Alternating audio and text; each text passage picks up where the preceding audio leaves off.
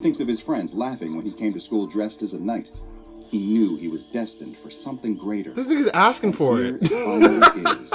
He really is a... Later, in the void. What's going on, everyone? It's your boy Savvy, and welcome back to the Savvy Show. And in today's episode, y'all see what's on the screen? Just like clockwork, Dr. Bob just came out with another SCP animation. Yo, I'm ready to dive deep, man. This is SCP-4310, A Hero's Journey, Man-Hunting Centipede. Bro, what? Hero's Journey along with the Man-Hunting Centipede? Bro. Let's see how this is a hero and see what this is about. I'm excited, guys. So with that being said, if you guys are excited as well, please remember to smash that like button if you do enjoy the reaction along the way, and also smash the sub button, join the family, hop on the train, all gas no brakes, we don't slow down for nothing per usual. And also remember, hit that bell so you can stay plugged for each and every upload. And without any further ado, let's get this show started. Alrighty, SCP-4310, A Hero's Journey, Man-Hunting Centipede. Let's roll. The 13-year-old boy gets a running start before leaping across from one moss-covered boulder to another. He barely makes the jump and turns around to admire how far he leaped. He continues along through the woods, hopping over streams and making sure to swing on any hanging vines he can find. Do you think you're whether he Tarzan? needs to or not. He picks up a branch and starts to swing it against a tree, engaging in a life-and-death duel with the evil knight of the woods. After slaying the knight, the boy solemnly salutes his fallen foe before mounting his trusty steed to ride deeper into the forest. Boy, isn't this guy like a teenager? Like, bro, how old are you? In the woods, having make-believe fights by yourself. Like, at least have a buddy with you. I mean, the only out you could have is if you're an SCP, and this is actually powers you're doing. But if this is just all in your head and you're just like playing with like imaginary animals and knights, like, bruh. I'll pause because I don't want to go in on your head, but bro, come on now. He's all alone out here, and must be thousands of miles from civilization. The valiant knight unmounts from his horse and walks towards the culmination of his quest, the Tree of Lost Memories. Legend tells that anything buried beneath this tree will cease to exist. All memories of anything associated with the object buried will disappear from the minds of anyone involved, and no one will ever bring them up again or wonder where the memories went. Wow. The knight takes a letter sealed with wax from where he was keeping it safely inside of his armor and kneels in front of the tree. He brushes the leaves and dirt away from a spot near the base of the tree and digs a small hole with his hands before placing the letter inside the hole. The boy looks down at the letter, satisfied with his work. He starts covering the letter inside the hole with dirt when he suddenly stands up. Was that a noise? He listens again. It's not just a noise. It's a voice. What? The knight unsheathes his sword and starts making his way in the direction he can hear the sounds coming from. What is going on? He follows a game trail through the woods towards the noise. I'm assuming this dude's the hero, I guess, but we shall see. There's no doubt, it's definitely a voice, and he can make it out clearly now. The wheel of history turns, and ages come and pass, leaving memories that become legend. The knight rounds a corner, and the woods open up into a clearing. In the middle of the grassy open area is a stone archway unconnected to any walls. When looking through the archway, though, one doesn't simply see the other side of the clearing. No, inside the archway is a beautiful white alabaster castle perched on rock overlooking the sea, its red-roofed turrets jutting high up into the clouds. And standing next to the archway that seems to lead to another land is an old man dressed in a long flowing robe, a wizard's robe. The boy steps out of the woods into the clearing. What is this old man doing out here? This is reminding me of Lords of the Ring. Oh my god. And what's going on with this archway?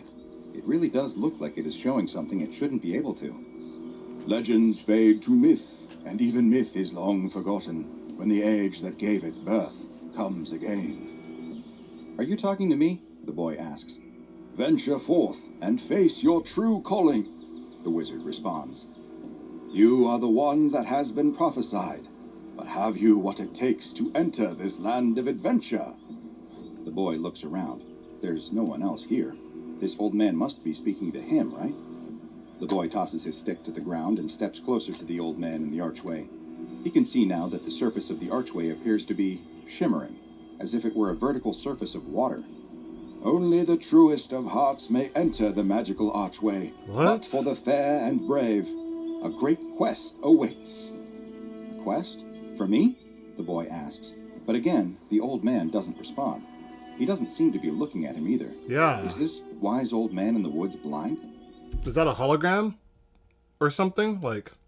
The boy gets much closer now, close enough to wave his hand in front of the old man's face. But there's no reaction. He really must be blind. The boy looks back at the portal in the archway. Would make sense. He can see the waves breaking on the rocks and birds flying in the sky. He can even make out, up in one of the highest windows on the tallest tower, what looks to be a girl. This is like some gateway to Narnia, like type shit. Like, yo, what is going on? She's waving her ribbon in the air. She's beckoning him. Okay, Rapunzel. She needs the brave knight to come save her. Pursue your destiny and become the hero you were always meant to be. The boy is entranced by the beauty of this land. Is this the bad? castle, the clouds drifting between the white towers, the perfectly blue sea, and the beautiful princess locked in her tower, waiting for him. Don't go in, The bro. boy reaches his hand through the surface of the archway, and it passes through as if nothing were there. But on the other side, it turns into the gauntleted hand of a knight. He pulls his hand back out, and it looks like his own hand once again. The boy thinks about his mother, yelling at him for drawing pictures of the lands he wished he could live in when he should be studying. He thinks of his teacher grabbing the fantasy book out of his hand and dropping it in the trash, calling it a waste of time. Wow. So yeah, he was definitely a dweeb. This is all just imagination. Him playing in the forest by himself. Yeah, that's sad. You might as well just jump in and have a good life there because, yeah, it's better than what you're doing now. He thinks of his friends laughing when he came to school dressed as a knight.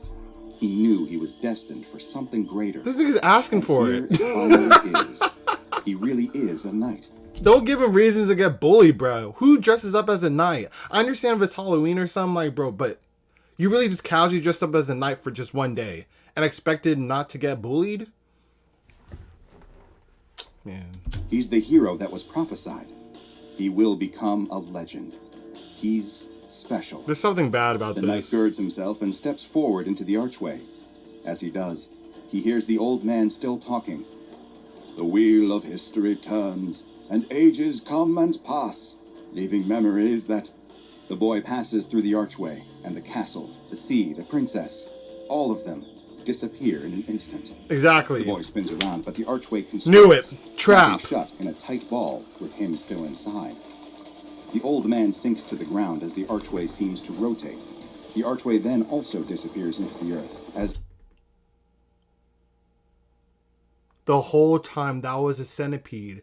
Dude, it's like one of those freaking fishes that have that, you know, that antenna that lures other fishes in with the light and then he eats them. That was basically what that was. And that reminds me of the creature on SpongeBob, where it's similar to that creature I just explained. How it's like, you know, a little decoy and it lures a person in. I'm assuming this SCP lures in the prey's fantasies or whatever to get them inside and then boom, just eats them. Literally just walked into the dude's mouth, I'm pretty sure. I think I thought he was going to be a hero. Wow. something dead. else emerges. A giant centipede appears out of the ground, its scaly body the color of stone with movable plates on its posterior end that resembles the movement of cloth.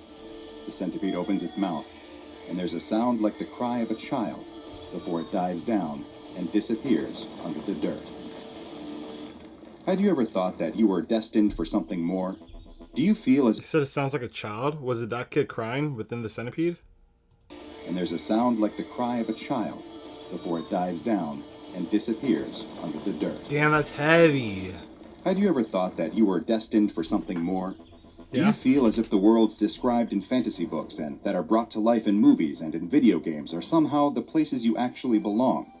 You're far from alone, but be careful, because it's exactly those thoughts that make you the prime target for SCP-4310, a deadly predator that preys on those with the desire to embark on a hero's journey. Oh, so it's specifically for a hero's journey. They don't... Okay, that makes more sense because I was like, this SCP is very dangerous if it could just conjure whatever fantasy the person wants in their head. But it's supposed to be someone that wants to be like a knight or like a princess or whatever. That's still pretty cool. SCP-4310 is an anomalous creature that resembles a common centipede in many ways, though it has a number of traits that distinguish it from the kind you might find under a rock in the forest. Perhaps most obvious is its size. While some centipedes can grow as long as a foot, SCP-4310 is over 20 feet in length. This massive carnivorous centipede, which is native to Great Britain and Ireland, also has a hunting method that is quite distinct from any arthropod, insect, or known animal at all, for that matter. SCP-4310 hunts by cocooning itself in a pair of keratin flaps that cover its entire body except for its tail end, which is left exposed. The centipede then buries itself in the ground, keeping its head and the majority of its body under the ground, except for a portion that arcs above the ground in a semicircle shape, as well as its exposed posterior. Wow. The centipede's end resembles an old man wearing robes, and the centipede is able to manipulate its rear legs in a way that resembles the movement of a mouth and jaw, giving the impression that the old man is speaking. The rest of its body is contorted, and the legs are arranged in such a way to resemble a stone archway standing unsupported on the ground next to the old man. But how does that pathway turn into a mouth of the centipede?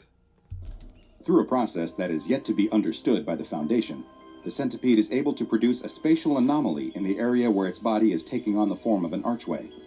This spatial anomaly is actually a portal of sorts, a portal that leads directly into SCP-4310's stomach.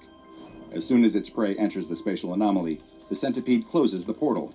Inside, paralysis-inducing enzymes incapacitate the prey, as powerful stomach acids break down its meal over the course of several days. Wow. You may He was still alive.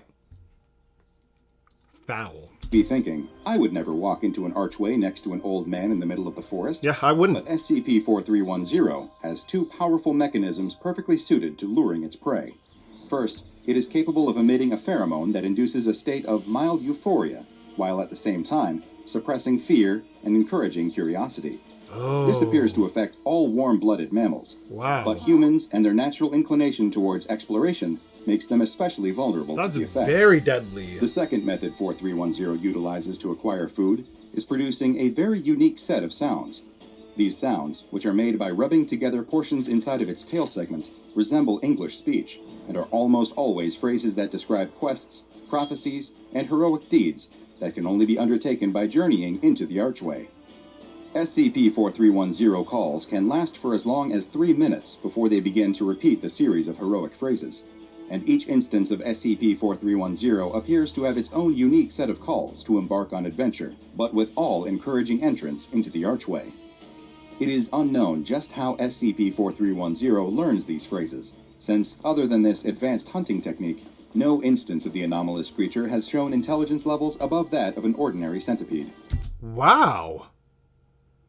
For how versed this centipede is with his powers, is no smarter than a regular centipede. I'm just so used to all these SCPs just becoming geniuses out of nowhere, which doesn't make sense. This is kind of the reverse. Like, this is no smarter than just a regular other insect, centipede. Like, it's kind of interesting. I wonder, like, let me just keep it going. Interestingly, the same heroic speech sounds appear to also act as SCP-4310's mating call, and it is unknown if the luring of would-be adventurers by the noises is merely a lucky byproduct, or if it specifically uses the sounds for both mating and eating. So there's more than one of this SCP, because it's mating, obviously. Wow. SCP-4310 became known to the SCP Foundation in the 1950s, following an investigation into multiple missing persons in Belfast, Northern Ireland. Agents searched a nearby forest and soon discovered human teeth in animal droppings concentrated around a wooded grotto. The grotto was excavated, and 3 instances of SCP-4310 were found hibernating beneath the ground. It's since been learned that after eating their fill, SCP-4310 will enter a hibernation state that can last as long as 10 years. Wow. And it appeared that these 3 instances ate well, since the remains of over 70 children were eventually found in the immediate area. They were feasting! SCP-4310 has been classified as Euclid, and currently 1 instance is kept in a containment cell for observation and testing. The cell has been filled with a thick layer of soil resembling that found in the temperate forests of Great Britain, and once per week, 5 piglets are introduced into the centipede's enclosure. Get 'em. Mobile Task Force Lambda 12, codenamed Pest Control, is dispatched to areas where there are reports of old men resembling wizards encouraging people to step through a magical archway. Oh, God. And the MTF agents are to exterminate any instances that they find in the wild. The Foundation's Department of Analytics also monitors all contemporary British children's and young adult literature, especially the fantasy genre, for references to portals in the woods that lead to wondrous locations, and Lambda 12 is alerted to any that may be inspired by or referencing real SCP-4310 instances. All of us fantasize from time to time about embarking on an epic quest that will allow us to escape our regular lives. While it is fun to dream about being swept off to another world, be very careful if you meet an old man in the woods who tells you that your quest begins with stepping through a magical archway, where you might just find that your hero's journey starts and ends in the belly of a giant centipede. Now go and watch another entry from the files of Dang. Dr. Bob. That was really cool. That was really cool. I'm more interested with the part where the kid was like reaching into the portal, and the portal was still able to conjure what the kid would see if that was actually real. So like when he put his hand into the portal, he saw like the knight's armor and everything.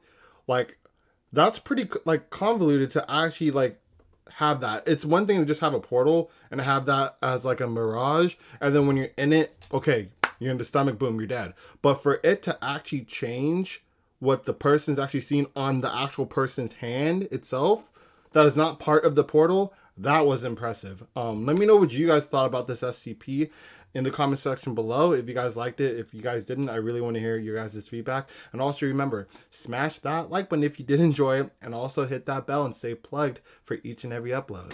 And always sub to the channel if you're not already part of the family. That doesn't need to be said, but you know you gotta say it for some of those stragglers. So with that being said, I'll catch you guys on the next one.